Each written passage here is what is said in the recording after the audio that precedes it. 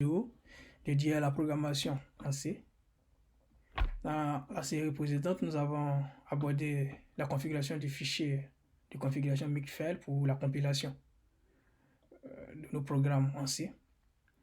Et dans cette nouvelle série, nous allons rentrer dans le vif du sujet pour aborder la programmation en C.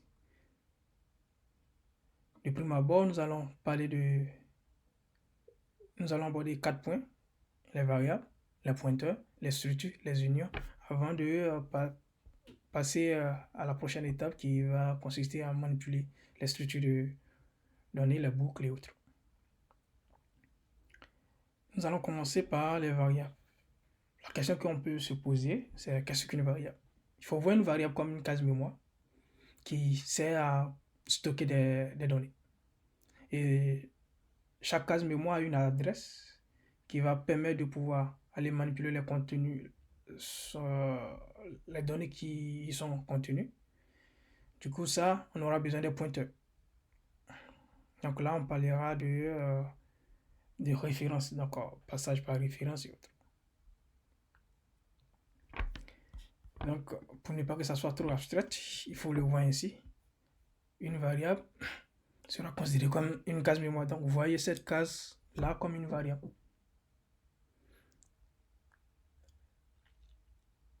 Au sein de laquelle on va venir stocker une donnée. Par exemple, 10. Et cette donnée-là est stockée dans cette case mémoire qui est à l'adresse 00.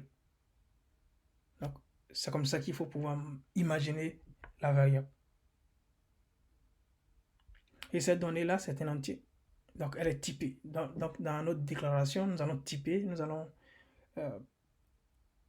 typer cette variable-là pour permettre à la machine, à notre machine, de savoir de quelle famille appartient cette variable et pour savoir aussi quelle est la taille qui est allouée pour tel type de données, pour ne pas avoir des débordements dans nos opérations.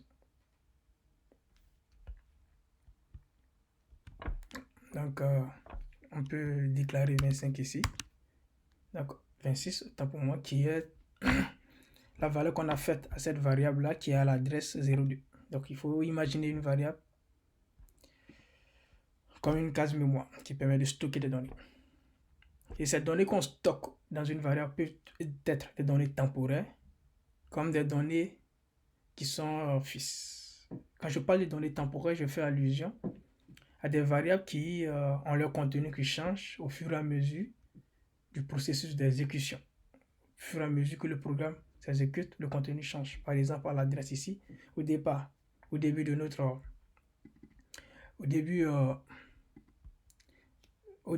programme, on a la valeur 5.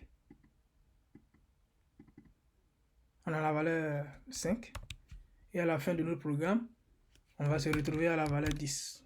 Une fois avoir effectué toutes les opérations possibles. Et les variables fixes, c'est les variables qui sont des constantes. Ces variables-là, une fois qu'elles sont définies, leur contenu ne change pas tout au long de l'exécution du programme. Donc si au départ on a 5, à la fin on aura toujours 5. Donc je vais dans mon éditeur du code, dans mon fichier README, où j'explique un peu tout ça. Et tous ces ressources-là, vous l'aurez sur le dépôt Git.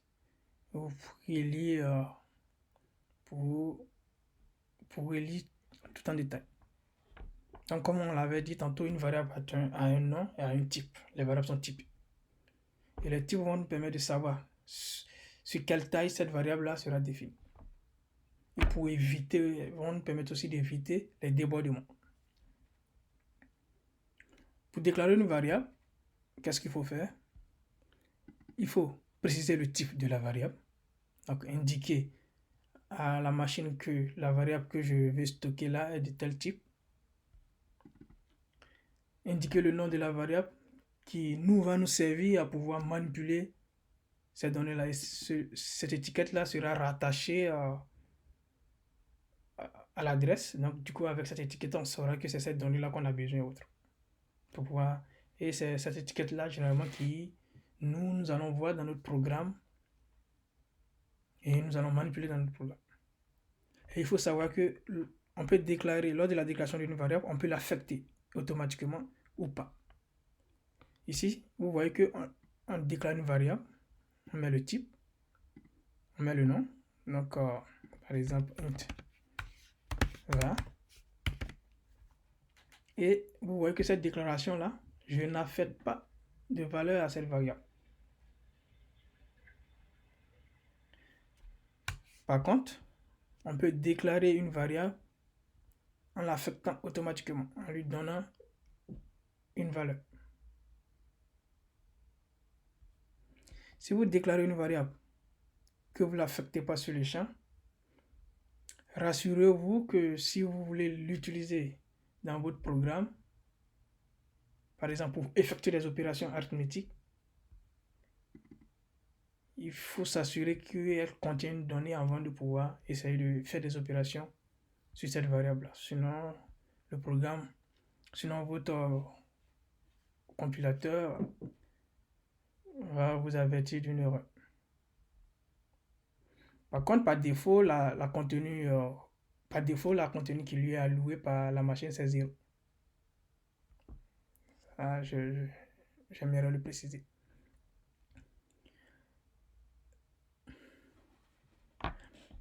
Donc, on a parlé des types de variables. Et on va en venir dans les détails, mais j'imagine que vous connaissez déjà les types de variables. Donc, les différents types de variables, on aura les int, les entiers, de base. Donc, généralement, on parle de primitives, les floats, les double, les float pour les nombres réels, les double pour les nombres réels, les float pour les virgules flottantes. Donc, on a aussi les booles. Donc, les booléennes pour manipuler les true ou false. Donc, les vrais ou faux. Et les variables là, on a dit qu'ils peuvent être signées ou non signées. Par défaut, les variables qu'on a sont des variables qui sont signées. Du coup, voilà, ils vont varier de... Ils peuvent contenir des nombres négatifs comme des nombres positifs. S'ils ne sont pas signés, on va mettre ce mot-clé, on signe, qui va nous permettre de dire que notre variable là ne sera pas signée. Ok, j'espère que c'est clair. Et dans nos cas pratiques, comment on va pouvoir détecter ou bien évaluer la taille d'un type de variable? On va utiliser la fonction sizeOf en mettant le type et on va s'amuser à savoir tel type de variable peut stocker tel octet de données. Et après, on va faire un petit programme où nous allons essayer de parler des débordements de taille. Donc, imaginez que vous voulez stocker une variable de type entier qui généralement, en fonction de la machine que vous utilisez, vous allez avoir, si vous avez une machine qui a un processeur de 32 bits, vous allez avoir 4 octets. Pour un processeur de 16 bits, vous allez avoir 2 octets. Donc, par exemple, dans mon cas, j'aurai 4 octets. Donc, 4 octets, je peux coder une donnée de type signé et de type non signé de 0 à 2 à la puissance 2 à la puissance 4 moins 1. Donc, en codant ces données-là et la variable la donnée que je vais intégrer, il faudrait que la donnée se situe entre le minimum et le maximum. S'il y a des déborde, on parlera de overflow, donc des débordements de taille. Par exemple, ici pour un entier signé qui peut prendre jusqu'à 256 valeurs possibles, qu'est-ce qu'on constate? On constate qu'on veut stocker 30. On veut affecter à la variable la valeur 30. or 30 est supérieur à la taille du type des données. Donc, du coup, là, on aura un débordement. On aura un débordement. Donc, une fuite de mémoire, on va perdre des données, en fait. Donc, il faut bien se rassurer de la valeur que vous voulez stocker dans une variable. En fonction de ça, définir le type approprié. Évitez aussi d'utiliser, par exemple, tu veux stocker 10 et tu t'en vas utiliser un int qui est codé sur 4 bits. Tu vois que voilà, il y a aussi un manque de gestion de la mémoire. Donc, par exemple, vu que les chars, les unsigned, chars, excusez-moi, les unsigned chars sont codés sur un octet. Ils permettent de représenter. Ils vont permettre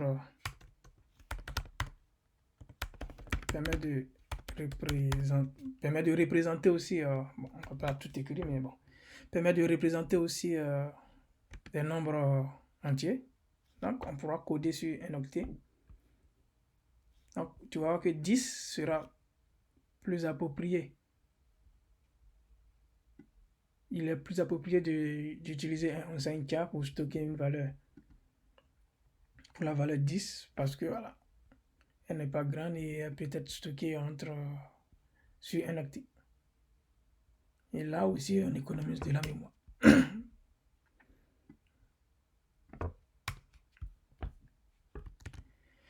Donc, je vous dis merci pour cette série de vidéos, cette première série de vidéos. Dans la partie suivante, dans une prochaine série, nous allons passer à la pratique de la déclaration des variables et aussi parler aussi des débordements pour mieux comprendre cette notion de variable, pour mieux comprendre cette notion de débordement, pour mieux comprendre la taille des variables et aussi pour voir aussi la Michishubis qu'on peut du coup les problèmes qu'on peut rencontrer si on définit mal nos variables, si on a fait mal nos variables, si on se perd dans les types de variables à choisir ou autre. Merci bien et à bientôt.